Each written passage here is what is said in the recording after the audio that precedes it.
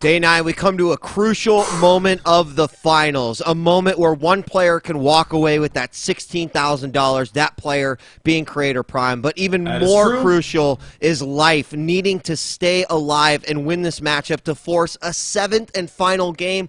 Based off of what I've seen here today, I actually believe that it could go either way. But obviously, you cannot deny that Creator Prime has a massive, massive advantage going into this game number 6. Yeah, I mean, that's a hard loss to come off the heels of. I mean, think of Life's Shoes. That moment when you're running the Zerglings into the natural expansion and all the probes don't move. You kill 100% of them and you get that, oh my god, all I have to do is hold off this attack and I win.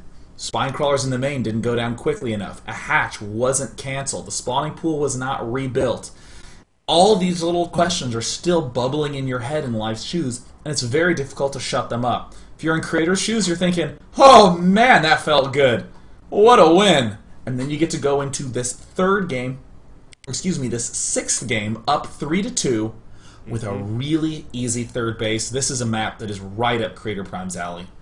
And we're going to hop into it in just a moment. Cloud Kingdom, will it be the place where Creator Prime finds victory, or will it be the place where Life finds his extended life here in this TSL 4? Let's get this started. It could be the last game, so make some noise. I'm not sure who I'm talking to. That's you, Sean. Make some noise. This might be the last game. Yes! This is the TSL 4. Yeah! We're going live with Game 6 right now.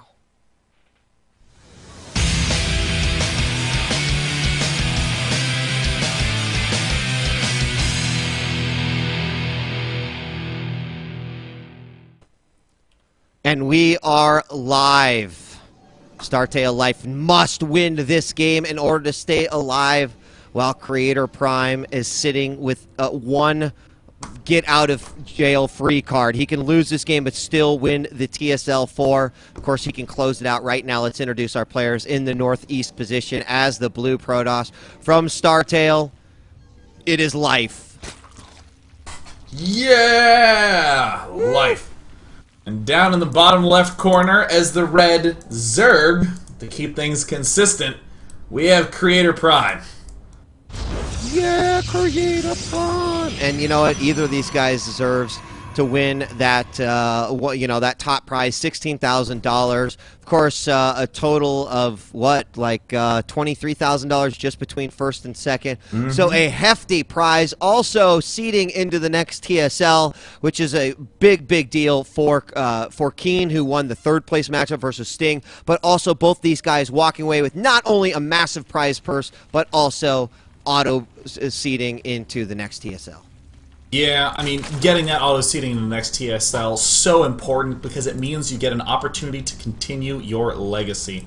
We saw a lot of the big TSLers drop out quite early in this time. That would be Thorze, Naniwa, and Koss, but as we're seeing, players are getting better and better and better over time. No doubt in my mind we're going to see some of those familiar faces spring back up, 2 of which will be Life and Creator. Yeah, no doubt about it, especially consider the age of both these players. They are just entering that tunnel, the long journey that they could potentially take in professional gaming and in esports. And so it really makes me just excited to think about the prospects that are coming out of this particular tournament and how young these two players actually are. Nexus first from Creator Prime. And I mean, in terms of out of the ordinary, I expect none of it in this game. Really, the only out of the ordinary would be someone just excelling their skill and just playing their pants off. But at this point in time, I think a very reasonable for both players to play as standard as humanly possible.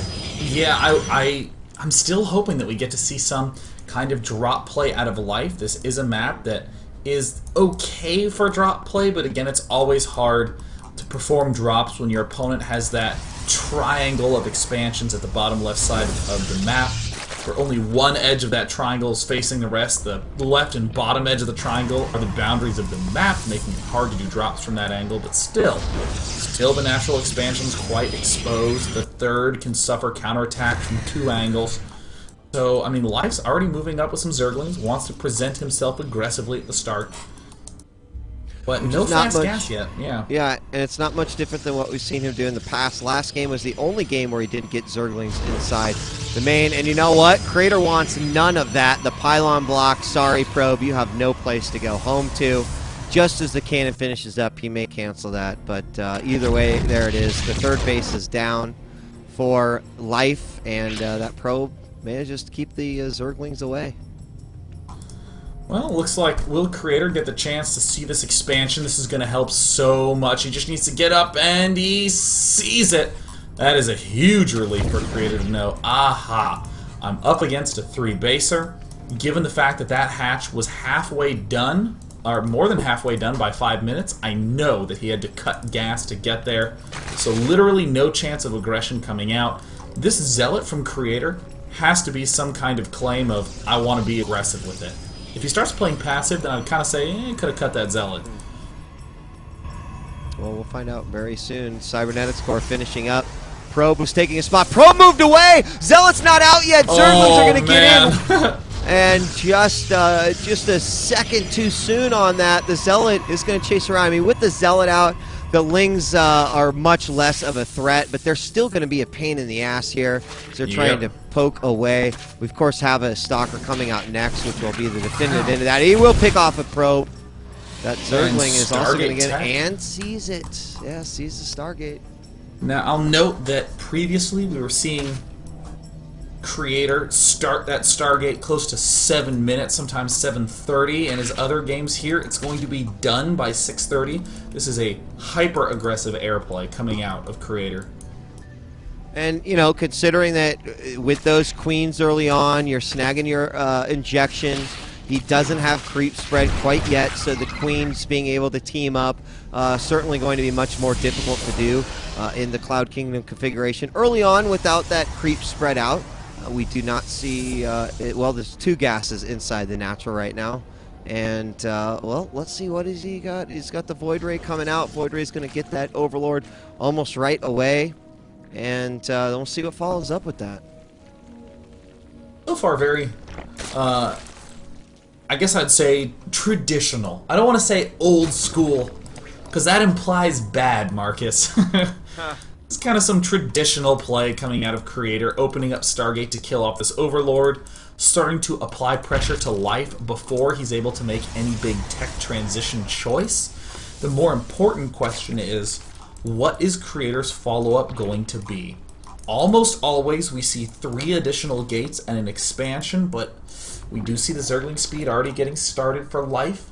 We've seen him favor that very fast Infestation Pit.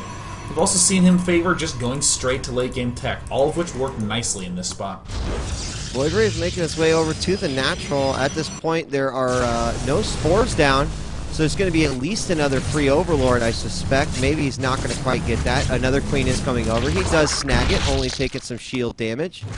And we'll go ahead and hightail it out of there. There he takes some hull damage. But the Phoenix also scouting, sees the double Evo chamber going down, so knows that it's probably going to be that heavy Ling play again. Does not see any sort of a Roach Warren. Actually, yes, he did. No, he didn't. It's an Infestation Pit up there. So, you know, what do you think about that? He's seen this before. Some of the other games. You know, I think that in this position, if you're Creator, you're actually finally comfortable with this. You know you're going to need to make a few extra Zealots, but oh my god, Marcus, this is the exact position that we saw Creator lose a lot of sentries last game. You need to actually build 3 Zealots before you go out and do that. The Air Harass gets shut down pretty easily. Might lose that Void Ray. Nope, but there's the swing in with all those basic Zerglings. Oh, Justice speed finishes too. He's going to go in for the surround. Zealots taking most on the outside, but 1 sentry trapped in there. And oh, saved at the last moment with, but he does fall down. Either way, the Zergling force is thwarted with only a single loss of a sentry, which is still a big loss, but he keeps that 3rd up, and he doesn't lose any other units beyond that. At this point in time, I mean, in life's shoes, you're asking yourself, can I just flood with Infestors and Zerglings and bust that? Should I go for the extra expansion? Look at this. Seeing the Zergling Creator instantly responds with that Robotics Bay. We've seen him do this countless times before. That means that there's a small window where you still can push if you're life. You have to get setting up to protect. The Zerglings outside. Once again, he's going in for another big surround. More force fields are going to come out. And these Zerglings are going to get cleaned up yet again at the loss of maybe a couple of Zerglings, I think maybe a Stalker as well, but either way, still holds on nicely. Going into the main now, the Phoenixes eliminating a few of those drones, but one fungal, he won't be able to follow up with the second fungal. He'll be able to escape with two Phoenixes. And this is a really problematic spot to be in, losing too many Phoenixes in this position. Those are going to be your only defense against Infestors if there's an attack at your third base. The Colossus is still a little ways out. Fortunately, we do see that the Infestors are not moving out yet, but look at this, Marcus. Outside the natural, it's a Nidus network. Yeah, it is, and really just love to see Nidus play in almost any scenario. Where is it going to come down to? Well, based off of where the Zerglings are, he could swing in through the east side. He's going to actually go in, poke just a little bit. There are certainly some options, as it has not been scouted quite yet. But the Gateway Army continues to grow here. We've now got Photon Cannons down, more Zealots and Stalkers being warped in, but additional Zerglings coming down. And is he just going to send all those Infestors through a Nidus? I wonder if maybe he'll put it outside the front of the natural, try to go in, but there's a Zealot blocking. I'm not sure what Life has planned here. There it is. Well, it looks like he's decided to throw down a Nidus Worm at that back angle. But Crater has already walled everything off. He doesn't quite have range yet. When that scream happens, that's going to be the big signal right there for Crater. Crater's checking his main immediately. There's a huge swing, and this is not going to go well for Life. Oh my god, Life is getting eaten alive, Marcus! Oh yeah, I mean, he's got to just bail right now with those Infestors. You know, get out of there with what he can. If he loses a single one, this just was not worth it. And he does manage to get out of there. There's the blink forward, though, trying to go back into the Nidus Worm, and he does escape. Last Infested Terrans going out, but they will get taken out quite easily. And that really did not do a whole lot. 13 workers were killed, but a lot of Zerglings lost, and this attack's not over yet. You know, this was just one of the most failed attacks. This is such a terrible spot to be in as Life, because what you've done by doing that attack is delayed your tech choice, and now all of a sudden you're in Life's shoes and you think, oh, God, I need to start that hive soon, don't I? Fortunately, Life is making a brilliant choice, going for the Spire first, not going to try to tech up to the hive too early. He knows he needs the Corruptors out earlier, and he's going to try to rely on his high upgrades on his Ling Infestor to stay alive. And can he rely on that to stay alive is really the big question. I mean, I don't know. Well, Crater Prime is moving out. He's got 2 Colossus here versus a mostly Zerg army. You know, look at the energy level of these Infestors, and it does not look pretty. He's going to go for a kill on these sentries, and it does get 2. But again, throwing away more Zerglings. The Phoenix had an eye on this base, so he knows it's there, but he's got nothing to defend. Gosh, everything was loaded up into that Nidus Network's Life, now finally puking it all out. 10 Corruptors in production. There we see the Roaches incoming. A nice little transition switch from Life, but he's going to have to do some real amazing work in this attack to be able to stay alive. Look at the arc Crater setting up for himself. He's begging his opponent to come up to that high ground. In the meantime, 2 Stalkers deny the 4th. If this even pokes up the ramp, it is going to be so bad. And there he realizes he's got the upper hand, moving forward just a little bit out of that arc position. But with the Corruptors coming out, you know, he's just now getting Hive, Spire, you know, obviously down, but he's inching forward. Sean. Ooh, he's got an Observer. Will he be able to get into this position? Even though he doesn't have his 4th running, he also sees that Creator doesn't have a 4th running. A lot's resting on this position. We see that the Spine Crawler is starting to be constructed. 1 Colossus at the top side, running a big risk right there, and it looks like Creator's going to go down the ramp. Creator sees that all of Life's units are out of position. What is Life doing in an awful spot up there on the north side? Lets the entire army down, and now Creator can secure this 2nd choke. He's got to be careful, though. There's 1 fungal drop down. Does he have enough to just push forward? The ground units look really, really light here for Life, and now here we go. The Infestor's already starting to fall, but we see the Infested Terrans come out. More fungals being put down and everything. And look at Crater Prime Oh my gosh, he's losing an awful lot, and there's a big cancellation on the Warband, but with the blinking forward Stalkers, it looks like he might have enough. Oh, Creator sees that victory is close. He's chrono boosting all his gateways back home, trying to get out as many of those Stalkers as he can. 35 Roaches in production, well, 42 Stalkers are on the map, and he's not even maxed yet. Now Creator starting to just abandon Blink Micro. There he finally steps into action. Life is on the verge of losing right here and now, Marcus. Yeah, I mean, the third base going down is huge right now. It's this natural almost mined out. It's just Roaches right now, which are at 2-1, which are a little behind because he transitioned a bit late. Another Infestor falls, and really what can he do? I mean, is he trying to morph into Greater Spire? No, I mean, he really can. He doesn't have the economy to do it. There's another Fungal who's going to try to go in yet again, but this is just not working out for Life. Oh, Marcus Creator, one of the youngest Protosses and youngest players to demonstrate incredible skill at this game, is about to get a huge tournament win. He's stepping forward with his mass Blinkstalker army. Roach is trying desperately to produce in enough number to deal with this, but it ain't gonna happen. There's the Blink forward. Creator knows his opponent can't hold it off. Marcus, we might have a new TSL champion. I think we do. Creator Prime going in for that final blow. He stabs that dagger and he starts twisting Sean as this Stalker force with a few Immortals coming in here is just too much to handle for the now only 2 base Zerg. He has just a few drones that are fighting. He lost so much at the third. And there it is. It's GG! And Creator Prime is the TSL 4 champion, winning $16,000. And Life from StarTale wins $7,000, comes in second place. It almost went the full 7 games, but you know what? I'm still happy with how the series played out. I mean, so many people predicted that Creator Prime would win this, but Life pretty much gave Creator the biggest challenge yet.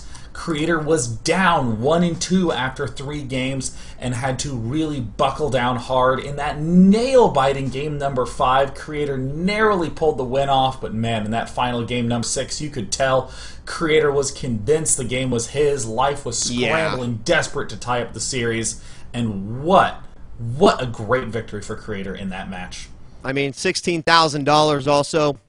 For a 16-year-old, that's pretty impressive way to really launch pad and kickstart your professional gaming career. You know, it also gives him that confidence into maybe going and competing in even more international events outside of Korea. Also, of course, all the great stuff going on inside of Korea. And I'm not really surprised. You were right. It did come down to just 2 maps being lost by Creator Prime. And in a final, it really wouldn't have been a final if it would have been 4-0. And Life tries to stick around, but Creator Prime just too powerful for him.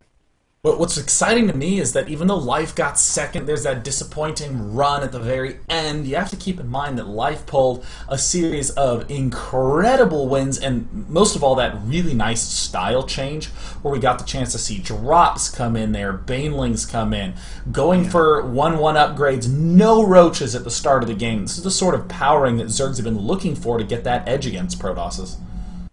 It was, and a few small mistakes also. Life capitalized on quite good, but Creator able to tighten up his play just a bit to get that extra, what, $9,000 it was between second and first place, and of course he's automatically seeded into the next TSL 4. We want to announce the raffle winner again. It's JWoose, J-W-O-O-S-E. You are taking a trip on Team Liquid to an esports event of your choice. It's going to be awesome. And I want to give a huge shout out to the sponsors, of course, Razer and Twitch for supporting TSL 4 throughout the entire event. All the casters, all the players, the fans who showed up during the qualifiers, during the round of 32, 16, 8, 4, and of course today during the finals. And a big throwdown to Team Liquid, all the great work they put into the TSL 4. Rich, Hotbid, the incredible production staff behind it. Jimmy Cold Lava Bates, who made the music for TSL, as well as Lip, the pencil boy, Camarella, with his Salon Alpine and the production that he did for all the opening movies. It truly was a large effort, and I think it turned out to be pretty freaking fantastic. Yeah, and huge shout out to all the casters. I hope I have all of them here. Day 9. Oh, that's me. Whoops. Chill, Wheat. Sorry, I was reading the top. Oh my god, did that sound vain? But let's try again, Marcus. Chill, Wheat, Husky, Apollo, Cats, Mr. Bitter, Thunder Toss, Ascend, In Control. I think I mentioned Greetorp as well, Axel Toss, Semler. I mean, Rhett, Idra also casting. The amount of casters who contributed to this event is staggering. So, of course, DJ Wheat, Air 5 to you, Bam. Internet 5, Y5 for casting with me on this fine final day.